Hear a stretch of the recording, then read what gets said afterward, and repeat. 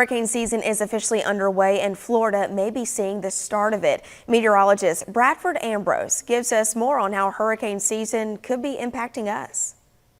Well, the 2024 Atlantic hurricane season is underway, began the 1st of June, and this is the slowest start to the Atlantic hurricane season in 10 years since 2014, the latest named storm that was developed back July 1st. Since then, generally May and early April out there over the past 10 years or so. So as we check out last season, what developed, we saw the fourth most active season tied with 1933, 20 named storms, 7 hurricanes and 3 major hurricanes here across the Commonwealth affiliate directly impacted us, and only 3 tropical systems impacted directly the lower 48. So as we look through June, there are 2 developmental areas that we watch for potential tropical development through this month.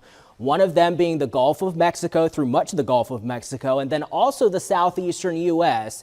This time of year, we're watching for decaying fronts, also elongated areas of low pressure that may undergo some development thanks to warm water temperatures and also low wind shear. Those are 2 ingredients that tropical systems love and they thrive on. Checking out those sea surface temperatures through today, look at these temperatures well above average for this time of year. We're talking about August standards through much of the western Atlantic basin, through much of the Gulf of Mexico, near 90 degrees offshore of Texas. So a lot of fuel for any tropical systems that may develop, and obviously National Hurricane Center is currently watching that area of disturbance along South Florida that may develop into a tropical system off the Carolinas as we head into the weekend. That's something we'll watch very closely. If it were to develop, the first name on the system is Alberto. Of course, we'll stay up to date on that on air and online on the First Alert weather app. And studio meteorologist Bradford Ambrose.